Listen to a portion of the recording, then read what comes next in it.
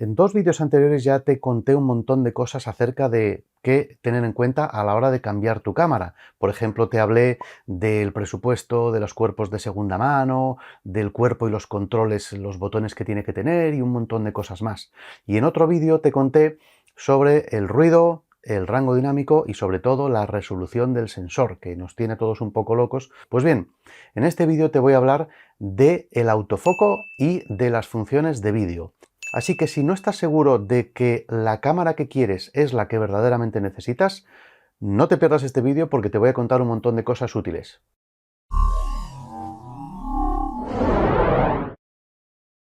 Hola amigos, fotógrafos, fotógrafas, entusiastas de la calidad de imagen, bienvenidos, soy Hugo Rodríguez y en este vídeo te voy a contar un montón de cosas sobre el autofoco y las funciones de vídeo.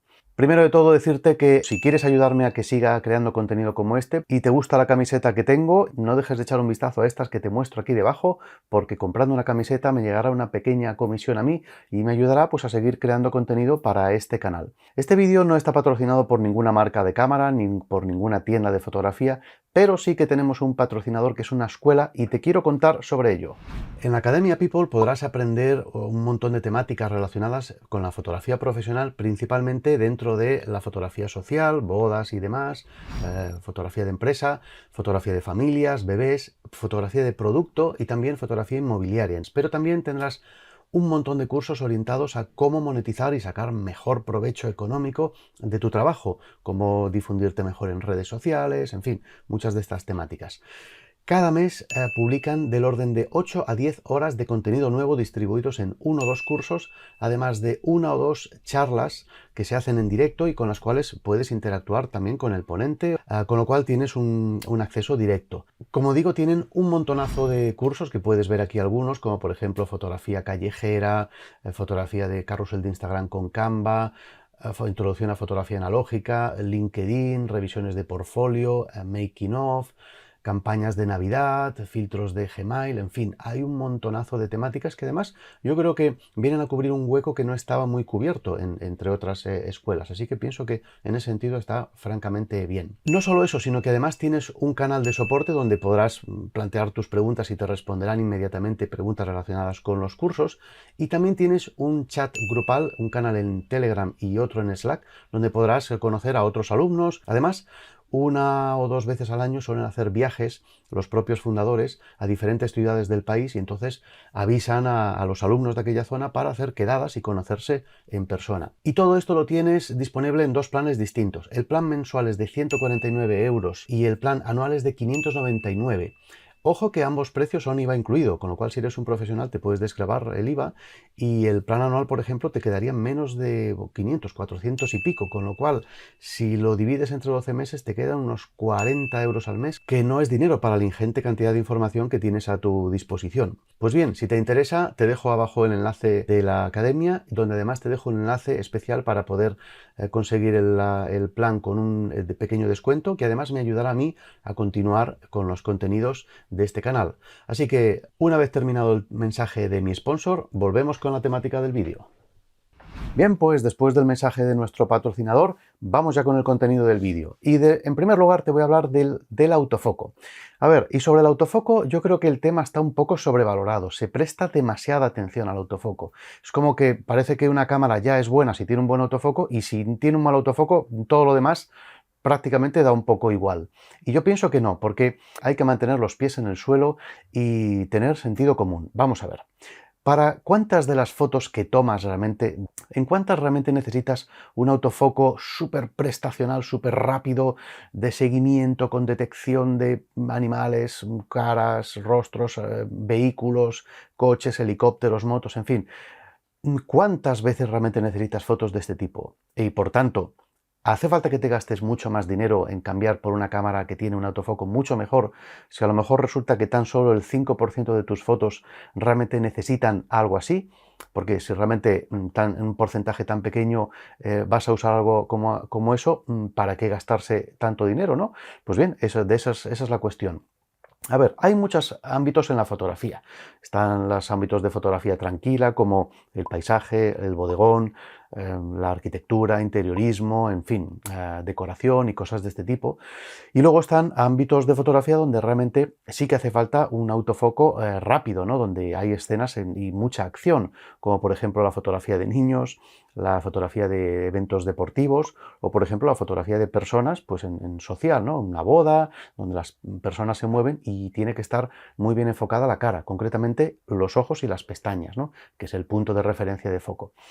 Pero claro, a ver, está claro que la última cámara que acaba de salir, que tiene el autofoco tan increíble, pues sí, seguro que funciona muy bien, pero bueno, hace 10 años, hace 15 años, hace 20 años, en el año 2005, 2003, se hacían perfectamente reportajes de boda, fotografía deportiva y la web está llena de fotos espectaculares tomadas en aquellos años, ni qué decir de, por ejemplo, las fotos de las Olimpiadas de aquellos años, que oye, se tomaban con cámaras de hace 20 años y no pasa nada, y hay fotos espectaculares. Es decir, que no hace falta que sea la última cámara de último modelo para que puedas simplemente hacer fotos, porque si no es que ya no vale para nada y mira, mejor dejarla en casa en la bolsa porque no sirve para nada. No. Las cosas no son así. A ver, si haces foto tranquila como yo, el autofoco, hombre, está bien. Si es rápido, pues mira, se agradece un poco, pero realmente tampoco es muy necesario. Yo en mi caso, la inmensa mayoría de fotos las enfoco en manual. Sí que, por ejemplo, me es muy útil el hecho del Live View, la visión en directo, para enfocar a través del sensor y evitar el problema del back focus. Si no sabes lo que es el back focus, déjamelo en los comentarios. Si hay mucho interés, pues me plantearía hacer un vídeo sobre este tema, ¿no? Sobre la precisión del autofoco y el back focus en las cámaras reflex. Yo tengo mi Nikon 7200, que es reflex, y bueno, pues digamos que no necesito realmente mucho más. O sea, para enfocar a mano o enfocar con autofoco sin que se mueva nada, pues marco un punto de enfoque pequeñito, apunto donde quiero enfocar y ya está, no necesito mucho más. Pero sí que es verdad que hay ámbitos donde realmente sí que necesitas un autofoco más, digamos, responsivo, ¿no? Más rápido. Pero tampoco hay que, digamos, llevarse las manos a la cabeza si no tienes lo último de lo último. Incluso, por ejemplo, en ámbitos como fotografía deportiva, por ejemplo, un muy buen amigo mío hace fotografías muy a menudo en el circuito Motorland de Aragón, ¿no? De Zaragoza. ¿Qué pasa? Que en ese circuito pues hace competiciones de motos, competiciones de coches que van a toda pastilla por el circuito. Y muchas veces no necesita un autofoco de seguimiento muy rápido. ¿Por qué? Porque para muchas de las fotos, simplemente pues en una curva determinada, cuando pasan por allí, se preenfoca en aquel punto y se desactiva el autofoco, o sea, pones enfoque manual y simplemente cuando pasa un coche o una moto, pues disparas y ya está, no tiene mucha ciencia. Es decir, que incluso en condiciones donde a priori parecería que hace falta tener un autofoco de la leche, pues resulta que hay muchas condiciones, incluso deportivas, donde se hace en manual. O sea que con esto no quiero decir que no haya que comprarse una cámara con autofoco o el autofoco no sirva para nada. No me malinterpretes, en absoluto.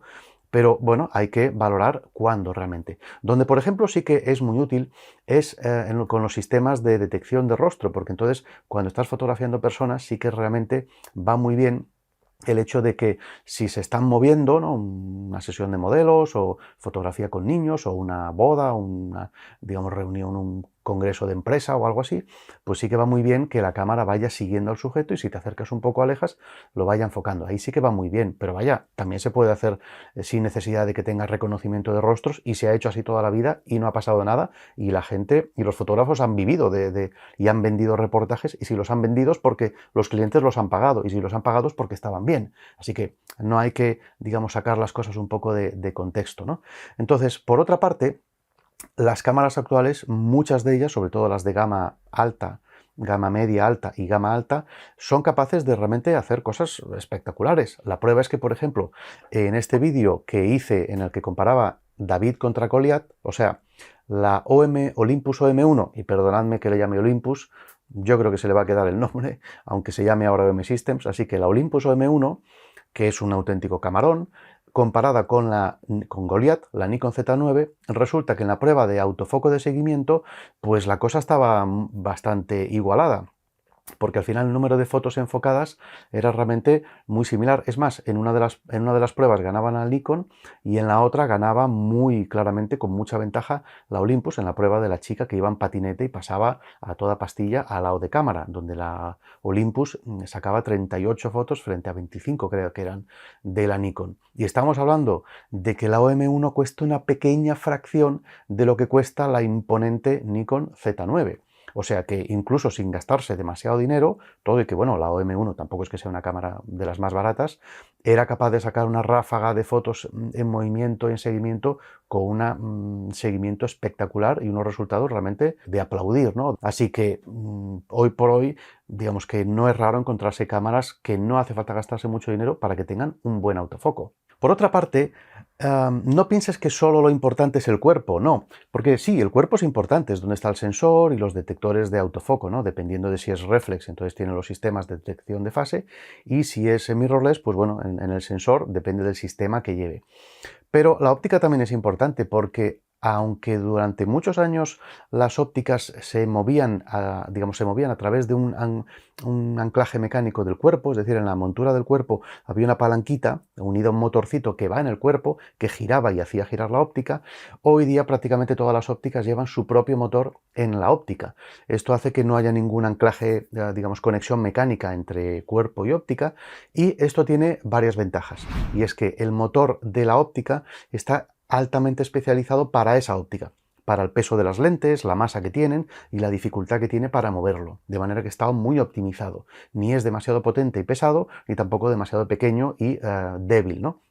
Por tanto, y claro, si el motor es de buena calidad, es potente, es rápido, súper silencioso y de movimiento suave, pues mucho mejor porque tendrás un autofoco mucho más rápido. Es decir, que la calidad del autofoco de la cámara no solo depende del cuerpo, sino de qué óptica le montes. Tendrás mejor o peor autofoco, depende de la óptica. Por ejemplo, en el caso de las Nikon, las ópticas que llevan la denominación AF-S, esa S indica que es un silent wave motor, o sea, un motor de, digamos, ultra silencioso, que, bueno, que es un motor, pues eso, rápido, silencioso, preciso y que son, pues eso, los motores de gama alta de estas ópticas. Entonces, realmente estas ópticas son las que valen más la pena para tener un buen autofoco, ¿no?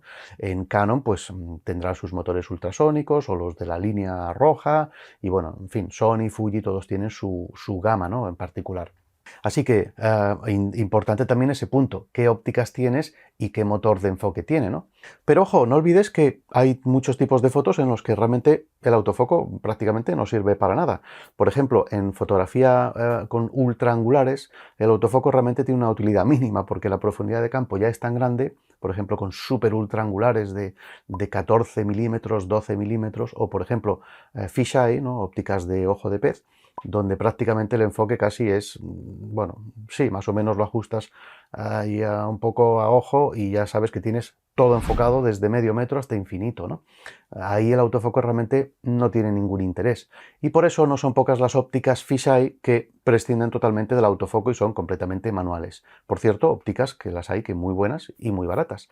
Y en ese sentido es muy interesante, por ejemplo, que si vas a hacer este tipo de foto donde realmente no hace falta el autofoco, pensar en ópticas de manuales directamente. O bien ópticas antiguas, o bien ópticas, por ejemplo, de fabricantes como Samyang y otros similares que ofrecen ópticas de este tipo, que ojo, son algunas de excelente calidad, de muy muy buena calidad, y encima a unos precios asombrosamente bajos. ¿Por qué? Porque lejos de pensar de que si no tiene autofoco es una óptica mala, al contrario, si no tiene autofocos es más probable que sea una óptica de mucha mejor calidad. ¿Por qué? Porque la fabricación de ópticas autofoco introduce muchos problemas en las ópticas y encarece mucho además.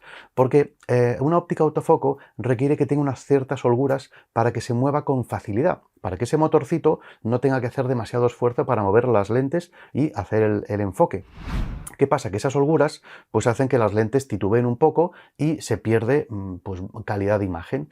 Las ópticas manuales que no tienen autofoco no tienen por qué tener estas holguras y tienen un mejor centrado y un guiado. El mecanismo es más duro y tienes que hacer un poco más de fuerza para enfocar a mano, pero la calidad óptica y el centrado suele ser claramente superior y por tanto suelen ser ópticas de mejor calidad y encima a precios más bajos, con lo cual, pues mira, tienes ahí una gran ventaja en ese sentido. Y con esto te he hablado todo lo relativo al autofoco. Hablemos de ahora del vídeo, porque esto es un tema que también tiene bastante tela. Hoy día la mayoría de cámaras que se precien ya graban en 4K. Y realmente, bueno, pues es una calidad de imagen que realmente es altísima, ¿no? Pero ya se empieza a hablar de que si algunas graban en 5,7K, 6K, 8K incluso, y algunas hasta más. ¿Tiene algún sentido realmente pagar dinero, más dinero por una cámara que grabe en 6 o en 8K? Pues la verdad, la utilidad es bastante limitada y bastante discutible. Dependerá mucho de para qué lo vas a usar.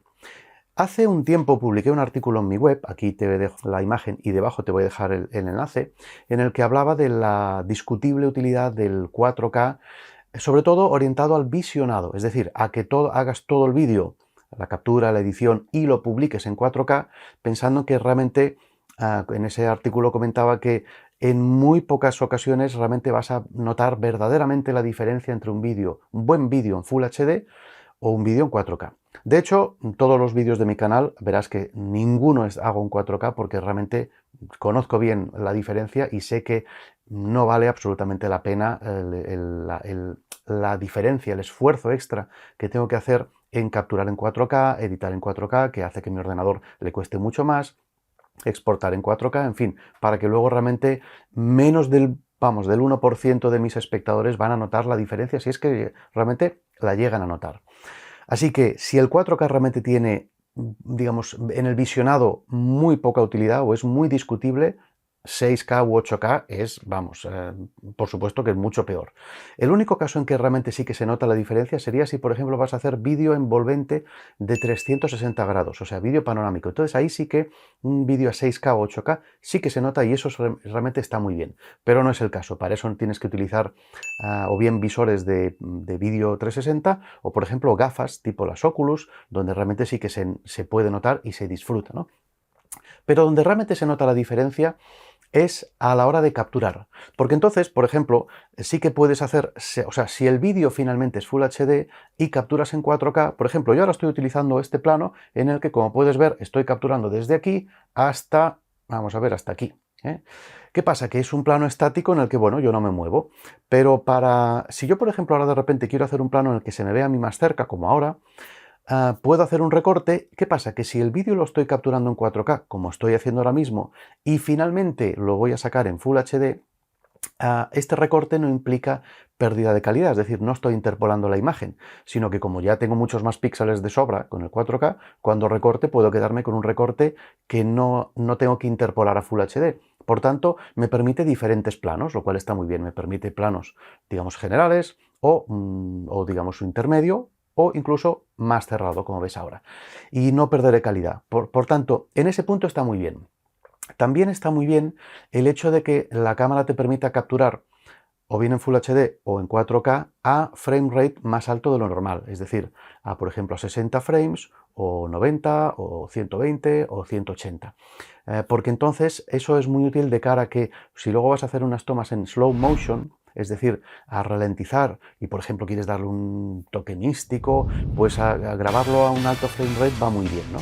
No es necesariamente, digamos, importante que grabe el alto frame rate a 4K si realmente el vídeo final lo vas a hacer a Full HD. O sea, lo importante aquí es que en Full HD grabe un alto frame rate. Claro, si quieres combinar el tema del reencuadre, pues entonces sí, sería interesante que grabe en 4K, pues a 120, pero claro, hay todavía muy pocas cámaras que lleguen a hacer eso porque realmente requiere una cantidad de computación por parte de la cámara que es espectacular, ¿no? Así que en ese sentido, bueno, valora realmente qué es lo que vas a utilizar en tus vídeos, porque eso es lo que realmente vas a necesitar. Yo ahora, por ejemplo, estoy grabando con mi Panasonic GH5 en 4K y a 30 frames, porque no voy a hacer una ralentización. El tema del autofoco también en vídeo es súper importante, pero a ver, yo siempre, digamos, recomiendo mantener la sensatez y valorar realmente cómo lo vas a usar, porque vamos a ver, si por ejemplo yo ahora, o sea, la GH5 que tengo es una cámara que no es especialmente famosa por el autofoco que tiene. A ver, está muy bien, funciona bastante bien en vídeo, pero no es lo mejor que hay en la industria, ¿no? Pero tampoco realmente lo necesito en la mayoría de ocasiones. Ahora mismo lo que estoy rodando en la cámara la tengo en manual. Lo que hago es que para poder enfocarme digamos, con exactitud, utilizo la aplicación que hay para iOS, para mi iPhone, de Panasonic, en la que me estoy monitorizando y me puedo enfocar con la cámara manual, puedo marcar el punto de enfoque aquí y simplemente me enfoco. Y bueno, ¿qué pasa? Que si me acerco o me alejo, pues claro, voy a perder el foco, pero como no voy a hacer esto y toda esta toma va a ser estática, pues ya me va bien. Normalmente no voy a hacer tomas en movimiento en la que necesite un autofoco, pero sí que es verdad que si tú vas a hacer tomas de ese tipo, por ejemplo, reportajes sociales o bueno, vídeos en exterior en los que te vas a mover, hombre, sí que es recomendable que tenga un autofoco de seguimiento que sobre todo sea suave. Eso sí, será más prestacional o menos prestacional, ¿no? Pero sobre todo que sea suave, porque por ejemplo, las Nikon, el sistema de autofoco que tienen, al menos las que yo he probado, y bueno, sobre todo mi 7200, realmente el sistema de autofoco que tienen en vídeo, me sabe mal decirlo, porque yo le tengo mucho cariño a Nikon, pero es una pinchada en un palo, porque realmente, como puedes ver en esta toma, en la que yo digamos, me ponía a prueba precisamente el autofoco de mi cámara, ves que constantemente hace titubeos el autofoco en el que funciona un poco como en modo foto en vez de en modo vídeo. Es decir, de vez en cuando hace un titubeo para buscar a ver si el foco está bien en el fondo, en primer plano, y esto en vídeo queda fatal. Claro, esta misma toma la hago con la GH5 y fíjate que la cámara hace un seguimiento súper suave y fluido y bueno, pues queda muchísimo mejor, ¿no? Que es como tiene que ser en vídeo. Así que bueno, valora realmente qué tipo de vídeos vas a hacer y valora si realmente hay que invertir en un autofoco de seguimiento, y en ese sentido sí que es bastante importante, si necesitas realmente algo así, que la cámara tenga un sistema de autofoco basado en detección de fase, no en detección de contraste, que es por ejemplo el que tiene la GH5, que todo y que funciona bastante bien, pues bueno, no es perfecta. En ese sentido, las cámaras que tienen sistemas por detección de fase tienen un sistema más, digamos, más sensible, que falla menos, que se olvida menos del sujeto que ha enfocado y para recuperarlo al cabo de 5 segundos y cosas de ese tipo que te pueden un poco arruinar algunas tomas, ¿no? Otro tema del que no me quería olvidar es el recorte en 4K, que es un poco, digamos, el punto negro, ¿no?, que tienen muchas cámaras, ¿no? Y es que resulta que, bueno, la inmensa mayoría graban en Full HD sin ningún tipo de problema, pero cuando les pides que graben en 4K, ¿qué pasa? Que hay un problema no de sensor, sino de procesador, y es que hacen un recorte que en algunas cámaras es pequeñito, pero en otras es verdaderamente muy importante. Por ejemplo, el caso de la 5D Mark IV no sé si es el más, digamos, exagerado que hay, pero es desde luego de los que más exagerado hay en el mercado, porque hace un recorte descomunal del sensor. ¿Por qué? El problema está en el procesador, no en el sensor. El problema es que la cámara necesita captar, bueno, recoger todos los datos del sensor, en este caso los 6000 y pico píxeles de ancho, y redimensionarlos, reducirlos hasta 4K, o sea, 4000 píxeles de ancho. Bueno, 3860, creo recordar. ¿Qué pasa? Que no es capaz, o sea, no es capaz de coger imágenes de 30, 40 megapíxeles y redimensionarlas en tiempo real hasta imágenes de 8 megapíxeles, que son las de 4K, pero claro, no una imagen, sino 30 por segundo, o bueno, ya por supuesto mucho menos las de 60 por segundo, ¿no? Con lo cual, como no es capaz, ¿qué hace? Coge un trozo del sensor equivalente, bueno, que mide exactamente 4000, los 3860 píxeles de ancho, es decir, el 4K lo extrae directo del sensor, del trozo del centro, que equivale exactamente al tamaño en píxeles que tiene el estándar 4K. Con lo cual prescinde de todos los píxeles laterales, lo cual produce un recorte de sensor y por lo tanto es un recorte de encuadre, lo que equivale, pues, entre comillas, a una focal más larga, ¿no? O sea, que es como si de repente estuvieras montando una óptica, por ejemplo, de full frame en un cuerpo con sensor recortado, ¿no? Una APS-C o micro 4 tercios. Entonces, cada vez que en la cámara pones el modo de 4K, en muchas cámaras pasa esto, y con lo cual esto es un problema, ¿no? Entonces, en el caso de que quieras grabar a 4K y no quieras tener este problema, con lo cual tendrías que compensarlo con ópticas mucho más angulares, asegúrate antes de que la cámara que quieres no tenga este recorte, o al menos si lo tiene, que sea muy pequeñito y que lo puedas compensar fácilmente. Por cierto que otro detalle importante, también relacionado con el tema del 4K, es que muchas cámaras lo que hacen cuando graban en Full HD es que sí que te recogen todo el sensor, por tanto aprovechan toda la focal y no pierdes nada, pero suele tener, el vídeo tiene menor definición que si grabas en 4K y luego lo redimensionas a Full HD, en el caso de aquellas cámaras en que grabar a 4K no supone un recorte de sensor. ¿Por qué pasa esto? Pues porque muchas cámaras hacen un truquillo, una triquiñuela para ahorrarse trabajo, y es que sí que son capaces de leer el sensor entero, pero hacen lo que se llama line skipping, es decir, de todos los píxeles del sensor, leen la primera fila, se saltan la segunda, leen la tercera, se saltan la cuarta, leen la quinta, se saltan la sexta, leen la séptima y así sucesivamente. Es decir, leen las impares o bien las pares. Y con esa imagen salteada lo que hacen es que reducen y ya tienen un vídeo que luego les es mucho más fácil de reducir. ¿Por qué? Porque si el sensor, por ejemplo, tiene, pues yo qué sé, 36 megapíxeles, cuando leen las líneas, la mitad de las líneas, lo que están haciendo es, en vez de 36 megapíxeles, están leyendo y recogiendo la mitad, es decir, en este caso 18, y es mucho más fácil y supone mucha menos capacidad de proceso para la cámara tener que procesar 18 megapíxeles a razón de 30 imágenes por segundo que no 36, el doble, a razón de 30 imágenes por segundo. Pero claro, esto tiene una pega, y es que las imágenes luego tienen peor definición, ¿no? Cuando amplías al 100% tienen peor definición. En cambio, cuando trabajan en 4K se ven obligados a leer todo el sensor y entonces, claro, si luego eso lo reduces a Full HD, tienes mucho más detalle. Bueno, mucho más o simplemente más detalle, no mucho más. Para saber esto hay que hacer pruebas. Por ejemplo, DP Review tiene en su comparómetro, te muestra la diferencia en diferentes cámaras entre capturar en Full HD y en 4K y el nivel de detalle. Y ahí se ve si hace truquillos o no, ¿no? Con lo cual, pues eso, es muy interesante saber que, por ejemplo, si vas a usar Full HD, yo de hecho te recomendaba que el destino sea siempre Full HD porque no tiene prácticamente sentido exportar en 4K salvo casos muy puntuales o muy concretos, y por lo tanto, claro, interesa mucho ver qué calidad da en Full HD para ver si puedes evitar tener que grabar en 4K cuando realmente no quieres, ¿no? Lo cual tampoco supone un gran problema, pero bueno, tienes que capturar muchos más gigas y luego tienes que procesar mucho más el ordenador y le va a costar mucho más la edición, etc.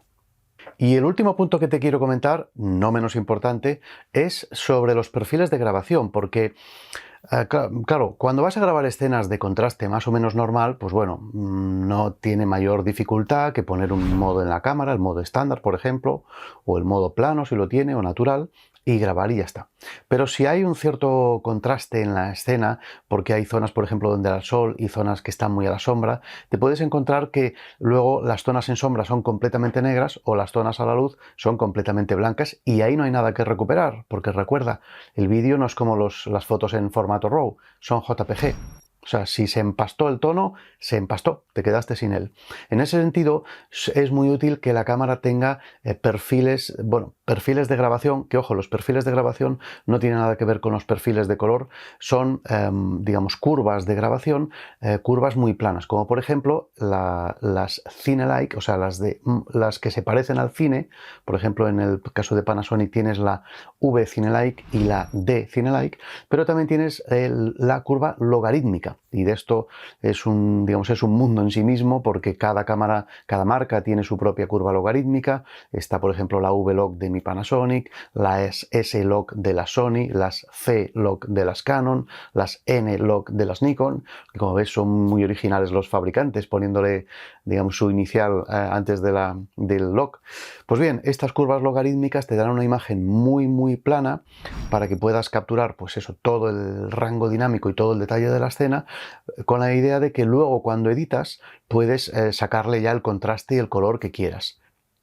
Había publicado hace ya un tiempo un vídeo sobre la Nikon Z6 capturando con el Atomos y con curva logarítmica, en el que ya hablaba de este tema y de las posibilidades que tiene esta curva. De todas maneras, si veis que os interesa mucho el tema, ponedmelo en los comentarios, que me plantearía pues hacer un vídeo más adelante sobre este tema. Otro aspecto importante es si vas a, por ejemplo, hacer tomas en las que vas a pasar, por ejemplo, de un interior oscuro a un interior iluminado, que el movimiento del diafragma, de las palas del diafragma, sea suave, que no vaya a saltitos, como cuando en fotografía pasas de, digamos, de 5, 6 a 8 y hace clic, clac, clic, y que se va abriendo y cerrando, sino que sea progresivo. ¿Por qué? Porque si estás grabando un vídeo y tienes que variar la posición del diafragma con el dial, pues claro, si resulta que la luminosidad del vídeo va a ir dando saltitos hacia arriba o hacia abajo, pues eso queda muy mal, tiene que ser suave. Eso, o sea, depende de, por un lado, de que la cámara esté equipada para hacer eso, pero también de que la óptica en cuestión, el motor del diafragma, sea capaz de hacer movimientos suaves y continuos, no que vaya a saltitos. Así que en ese sentido, importante que, claro, que tengas una óptica adecuada para ese cuerpo. No sea que solo el cuerpo sí que lo es capaz de hacer, pero luego la óptica no. A mí, por ejemplo, me pasa que la GH5 con su óptica nativa, con el 12 Leica, digamos el Pana Leica, ¿no?, que se llama, sí que, por ejemplo, la variación de diafragma es súper suave cuando lo mueves mientras estás grabando vídeo, pero, por ejemplo, con la óptica que tengo montado ahora mismo, que es el Sigma 1835, resulta que no es capaz de hacerlo, al menos tal como lo tengo yo montado, con un adaptador Viltrox, va a saltos, entonces no puedo usar esa función mientras esté grabando un vídeo. Bueno, pues es cuestión de tenerlo en cuenta para saber si realmente lo vas a necesitar en tus vídeos o no. Otro aspecto muy importante, el estabilizador. Y es que si vas a hacer tomas, por ejemplo, caminando, pues eso, en exteriores, ¿no?, desplazándote tú mismo, claro, es importante que esté un poco estabilizado porque si no, realmente el vídeo puede quedar muy mal. Y en ese sentido, básicamente tienes tres sistemas de estabilización, que son, uno, utilizar un gimbal, como por ejemplo el que analicé aquí, el Zhiyun Weevil, que analicé y que, bueno, pues es un poco aparatoso, pero realmente funciona muy bien, estabiliza súper bien y te da un movimiento muy, muy fluido. ¿Qué pasa? Que si quieres ahorrarte tener que llevar un gimbal, pues hombre, lo ideal es que la cámara tenga su propio estabilizador. Y en ese sentido tienes dos estabilizadores, uno que está en el cuerpo y otro que está en la óptica. El del cuerpo es el más, digamos, cómodo de usar porque lo tienes para todas las ópticas. O sea que independientemente de la óptica que uses, vas a conseguir un vídeo estabilizado, que es la estabilización de sensor, que hoy día lo que se estila es que sea de 5 ejes, o sea, arriba, abajo, izquierda, derecha, en giro, en fin, ¿vale? Y entonces es capaz del sensor de moverse mientras estás grabando y, bueno, dependiendo de lo efectivo que sea, pues puede dar un resultado muy bueno. Fíjate que aquí puedes ver el mismo vídeo en el que yo iba con la cámara caminando simplemente sujetada en la mano sin ningún tipo de estabilización. Como ves, todo tiembla, ¿no?, y se vuelve un poco incómodo. Mientras que en este otro, exactamente la misma toma, pero con el estabilizador del sensor activado. ¿Qué pasa? Que la toma queda infinitamente mejor, claro, queda muchísimo mejor estabilizada y todo y que no queda perfecta, queda bastante bien. La tercera opción sería la estabilización por software, es decir, por cierto que la estabilización del sensor se puede combinar con la de la óptica, es decir, que si además del cuerpo la óptica que tienes montada tiene estabilizador en la propia óptica, se pueden sumar las dos y entonces consigues un efecto de aún mejor estabilización, ¿no? Y como decía, la tercera opción sería estabilizar por software, es decir, si tu cámara no tiene estabilización, pues bueno, cuando vayas a editar el vídeo en tu editor favorito, en Premiere, DaVinci, en fin, Pinnacle, el que sea, pues bueno, activar una función de estabilización por software se consume bastante tiempo de proceso, o sea, el ordenador le va a llevar un rato procesarlo, pero estabiliza razonablemente bien. No queda tan bien como, por ejemplo, con Gimbal, pero bueno, queda, o como con sensor, pero queda bastante mejor que si no haces nada, ¿no? Obviamente, si utilizas un gimbal y encima lo combinas con el estabilizador del sensor, como por ejemplo aquí, verás que el resultado es espectacularmente bueno, ¿no? Y si encima sabes hacerlo bien, con, digamos, caminando en plan ninja, en fin, vas a conseguir un resultado muchísimo más estable y muchísimo más profesional, ¿no? Así que en ese sentido, bueno, si la cámara no tiene, no te preocupes porque siempre puedes acudir a un gimbal. Pero bueno, y si lo tiene, pues es más cómodo, ¿no? No tendrás que transportar tanto aparato contigo, ¿no? Otro aspecto importante es, si vas a tener que hacer, por ejemplo, vídeos de acción en los que va a haber movimiento de cámara, que tengas en cuenta el rolling shutter, que es, bueno, el sistema que usan las cámaras para leer la información del sensor. ¿Qué pasa? Que normalmente las cámaras no leen todos los píxeles a la vez, sino que los leen línea por línea, ¿no? De arriba abajo o de abajo arriba. Y aunque lo hacen a gran velocidad, no siempre es digamos, en el mismo instante. Eso quiere decir que no todos los píxeles de todas las filas se leen en el mismo momento del tiempo. Por tanto, si vas a hacer movimientos de cámara, pues como por ejemplo, como ves aquí, te puedes encontrar que las líneas verticales tienen digamos, un movimiento, o parece que se distorsionan de esta manera. Hay por ejemplo, las cámaras especializadas en vídeo, ya que esto les pasa mucho a las de foto, las cámaras especializadas en vídeo, cuando haces este giro, suelen utilizar un sensor con lectura en el que hay el global shutter en vez de el rolling shutter, de manera que sí que se leen todos los píxeles al mismo tiempo, y si haces este tipo de tomas así, entonces verás que las líneas digamos, no se distorsionan, ¿no? Con lo cual, pues lógicamente, si vas a hacer muchos vídeos de este tipo, ojito con este detalle. También es verdad que hay cámaras y cámaras. Hay cámaras de foto que tienen un poquito de rolling shutter y otras que tienen mucho, ¿no? Entonces, bueno, es cuestión de averiguar, buscar en internet y averiguar si tiene mucho o poco y saber si te va a afectar mucho eso o no. Otro punto importante, la pantalla abatible. La pantalla abatible que, por ejemplo, mi querida Nikon pues ni tiene, porque la pantalla es fija y aquí no hay nada que abatir, ¿no? Entonces, realmente es un invento que es muy, muy útil. Es más frágil, por supuesto, es mucho más duradero y resistente que no tenga pantalla o que tenga un mecanismo de pantalla muy duro. Y, por ejemplo, claro, aquí hay, digamos, como dos tendencias, ¿no? Hay fabricantes como Canon o como Panasonic, que optan por pantallas que son abatibles, se pueden girar y llevan un eje y se pueden colocar de muchas maneras, pero que son frágiles porque si le das un golpe según como esté, pues puede acabar la pantalla colgando de los cables. Y otros fabricantes, como por ejemplo Nikon, que tienen un mecanismo que es mucho más rígido, pero tiene muchas menos posibilidades. Solo se inclina un poquito para arriba y un poquito para abajo y prácticamente para de contar, ¿no? Bueno, depende del modelo de cámara. Entonces, por ejemplo, si vas a hacer una toma a ras de suelo y necesitas poner la pantalla, digamos, totalmente horizontal para ver desde arriba, o una foto con la cámara por encima de la cabeza y la pantalla para mirar para abajo, pues claro, si tiene menos flexibilidad, pues tiene menos posibilidades. Esto, por ejemplo, es muy típico para hacer street photo, ¿no? En el que vas a hacer tomas ahí un poco rebuscadas y necesitas flexibilidad, ¿no? Así que, por ejemplo, ahí las Nikon pues son más limitadas, ¿no? Y otras como creo que las Pentax también tienen un mecanismo más limitado, pero más robusto, eso sí.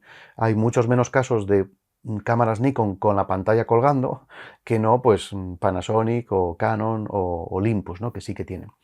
Otro aspecto importante es que la pantalla se pueda completamente voltear para verte tú mismo. Si eres un creador de contenidos como yo, y te gusta hacer tus propios vídeos, pues claro, esto es muy interesante. Pero tampoco hay que, digamos, tirarse de los pelos si no lo tiene. Yo, por ejemplo, ahora estoy grabando con mi GH5 y aunque tiene pantalla abatible, no estoy utilizando la pantalla. Es más, la tengo plegada para que ahorre batería y que me dure más en esta toma larga. En cambio, tengo un monitor de campo colocado encima, concretamente el Atomos Ninja 5, que me sirve de monitor de campo y de grabador. Así que, si tu cámara no tiene pantalla abatible, pues bueno, siempre puedes ponerle un monitor de campo que vaya bien. Hace poco analizaba el Mars M1, un monitor espectacular de campo que lo puedes montar encima de la cámara y te puedes ver y encima te ves muchísimo más grande, o sea que te ves mucho mejor. Por lo tanto, bueno, es una pega que no se permite girar, pero bueno, es una pega relativa que se puede solventar. Y luego, por supuesto, claro, si vas a hacer vídeo seriamente, te interesa que tenga muchas opciones de cara al vídeo, es decir, que te ofrezca varios códecs, por ejemplo, no solo el H265, sino el H264, o incluso que te ofrezca ProRes, esto estaría muy bien, aunque hay muy pocas cámaras que lo ofrecen, que te ofrezca diferentes bitrates, o sea, diferentes niveles de compresión, pero sobre todo que te ofrezca, por ejemplo, grabar no solo el long GOP, o sea, el GOP largo, es decir, un sistema que se comprime mucho, que hace que los vídeos ocupen poco, aunque se sigan viendo muy bien, pero que luego cuando te los llevas al ordenador para editar, pues resulta que al ordenador le cuesta mucho de editar. En cambio, si te ofrece, por ejemplo, el sistema de All-E, o sea, todo interframes, es decir, todo fotogramas clave, son vídeos que ocupan claramente más, pero que son más fáciles de editar. Todo y que, si realmente quieres tomártelo en serio, lo ideal es un grabador externo, como por ejemplo yo estoy utilizando con mi Ninja 5, y que grabe en ProRes, que es un códec que hace que los vídeos ocupen mucho más, pero en cambio son mucho más fáciles de editar. O sea, el ordenador va a trabajar o va a sufrir mucho menos cuando edites el vídeo, aunque los vídeos ocupen mucho más. Bueno, no pasa nada. Digamos, como el coste de los discos duros cada vez es más bajo y cada vez tenemos más y más teras, eso es un problema menor. En cambio, sí que es muy interesante que el ordenador no sufra tanto, que la CPU no se ponga a tope, los ventiladores allí a despegar y digamos que la edición de vídeo no sea tan complicada. Y por último, si, como digo, te vas a tomar en serio el vídeo, te interesaría que la cámara, si es posible, tenga ayudas de cara a la toma de vídeo. Y es que grabar un vídeo no es como tomar una foto en RAW. En RAW, muchas veces, muchos fotógrafos, pues bueno, el balance de blancos, pues ya es igual, lo dejo en automático de cualquier manera, ya lo ajustaré luego cuando revele en el ordenador. La exposición, pues más o menos de lo mismo. Bueno, lo pongo un poco en automático y como es RAW, si luego tengo que compensar y arreglar, pues no pasa nada. En vídeo no es así. En vídeo, salvo que estuvieras grabando en RAW, cosa rarísima porque prácticamente ningún fotógrafo graba en RAW, esto es algo que se usa en entornos ya de cine o cosas realmente muy exigentes y presupuestos altos, es como más que una sucesión de RAWs, es una sucesión de JPGs, lo que grabas en tus vídeos. Y claro, como JPGs que son, no puedes andar luego corrigiendo la exposición y el balance de blancos y muchas cosas más. Si está mal tomado y te va a costar arreglarlo. Así que tienes que asegurarte de que lo tomas bien. O sea, no solo de que enfocas bien, sino de que expones bien y ajustas las dominantes y el color bien. Y para eso, por ejemplo, tienes ayudas como por ejemplo el Zebra, que eso hay ya la mayoría de cámaras lo tiene, incluso mi Nikon lo tiene, y eso que ya es antigua. El Focus Picking, para comprobar que has hecho bien el foco y que en todo momento, mientras vas, por ejemplo, moviéndote, el foco sigue estando donde tiene que estar. Pero, por ejemplo, también es muy interesante que tenga el histograma, y no solo el histograma en vivo, cosa que, por ejemplo, en mi Nikon, pues los ingenieros se lo quitaron, porque así como la hermana mayor de esta sí que lo tenía, la 810 creo que era, y la 700, la D700, en esta lo quitaron porque, bueno, para un poco generar más claramente los estratos de las calidades, ¿no? O niveles o categorías de cámaras, ¿no? Pero, por ejemplo, una cosa que es muy útil es que no solo tenga el histograma, sino el monitor de onda, el waveform, que es una herramienta que es más o menos parecida o equivalente al histograma, pero distinta. Te da más información que el histograma, ¿no? Y te da, de hecho, información diferente, ¿no? Entonces, eso puede ser muy interesante que lo tenga, de cara pues, a que controles que estás exponiendo bien y que no vas a tener que corregir a posteriori, ¿no? Todo, y que también es verdad que aunque tu cámara no tenga ninguna de esas herramientas, ni el Focus Picking, ni el Zebra, ni el Waveform, ni el Vectorscopio, ni otras herramientas interesantes, bueno, siempre puedes comprar un monitor externo, montarlo aquí encima, como este que te contaba antes, o como por ejemplo el Portcase PT5 que analicé hace ya algún tiempo, un equipo súper pequeñito y ligero y barato que tiene todas estas herramientas y te permite, que ocupa, por cierto, como un teléfono móvil, y que te permite controlar eso mientras estás grabando vídeo, y además con un peso mínimo. Con lo cual, pues bueno, si la cámara no tiene, no pasa nada. Siempre puedes añadirlo a posteriori con un monitor externo, como por ejemplo este, que además es muy barato. Claro, un detalle interesante es que, por ejemplo, te puedo recomendar las Panasonic, o sea, si realmente te interesan mucho las capacidades de vídeo, las Panasonic, sobre todo la serie GH, GH5, GH6, son espectaculares, tienen una cantidad de prestaciones de vídeo espectacular. También por lo visto la G9 y otras series, pero la serie GH es especialmente bien preparada para vídeo, tiene una cantidad descomunal de funciones de todo tipo, incluyendo funciones tan avanzadas como por ejemplo el monitor de onda y hasta el vectorscopio, que son cosas que yo no he visto en, vamos, en ninguna otra cámara, ¿no? Y entonces, de forma que tienes, bueno, todo tipo de bitrates, de formatos de grabación, de cadencias de fotograma, por ejemplo, puedes disparar también en frame rate alto, o sea, por ejemplo, para hacer slow motion, ¿no? Hasta creo que son Full HD en 180 fotogramas por segundo, en fin, todo tipo de funciones verdaderamente, vamos, es que abruma la cantidad de funciones, de forma que si el hecho de que tenga un sensor pequeño, lo cual condiciona que tengas mayor profundidad de campo en igualdad de condiciones, como ya expliqué en este vídeo, en esta serie, ¿no? Que comparaba los 3 tamaños de sensor. Si esto no es problema, desde luego te recomendaría una de estas. También hay cámaras que son muy famosas por el vídeo, como por ejemplo la serie A7 de Sony, la 7R3, la A7S, la 7R, en fin, por lo visto también tienen una calidad de imagen muy buena, aunque tienen bastantes menos funciones de vídeo. Eso sí, tienen un sensor full frame que en igualdad de condiciones produce menor profundidad de campo, con lo cual desenfocas más el fondo. Por ejemplo, esto es interesante en retratos, y seguramente menos ruido a altos ISOs, ¿no? A partir de ISO 1200 o 1600, pues probablemente producen menos ruido. Por cierto, que un tema muy interesante es que, por ejemplo, en el caso de las Panasonic y de las micro 4 tercios, una combinación muy utilizada, tanto que yo mismo la tengo, es el cuerpo micro 4 tercios, en este caso mi Panasonic GH5, con el Sigma 1835 1.8 y además el Speed Booster, que es un accesorio que es como si fuera un teleconvertidor, pero justo lo opuesto. Es decir, en vez de, digamos, alargar la focal, lo que hace es concentrar, porque como este objetivo de Sigma de la serie ART, que tiene una calidad y una luminosidad fuera de serie totalmente, piensa que es un zoom 1.8 de luminosidad constante. ¿Qué pasa? Que este adaptador lo que hace es que concentra la imagen que está diseñada para llenar un sensor APS-C en un sensor micro 4 tercios. Por tanto, no se pierde nada de encuadre, o sea, de angular, ni de luz, y en la práctica equivale a un 24-50 milímetros, si no recuerdo mal, de luminosidad, ojo, 1.2. Con lo cual tienes, si quieres, muy poca profundidad de campo, tan poca como una buena full frame, como puede ser la serie A7 de Sony y otras similares. Y bueno, pues esto es todo lo que te quería contar acerca del autofoco y del vídeo, de lo que tienes que tener en cuenta de cara a tu futura cámara.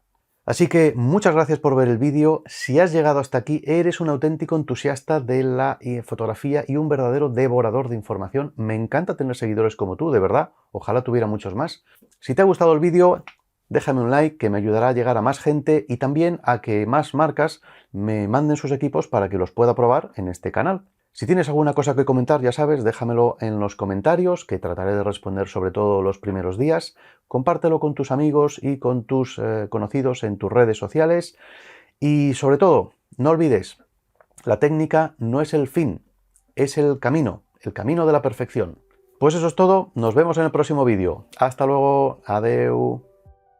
Si te ha gustado este vídeo, te invito a que eches un vistazo a mi página web, donde puedes ver los cursos que imparto, los libros de fotografía que he publicado, las cartas de color o mis servicios de asesoramiento y calibración en temas de gestión de color, así como mi galería de fotos. Bueno, y si no te interesa nada de eso, pues igualmente muchas gracias por ver el vídeo y nos vemos en los próximos.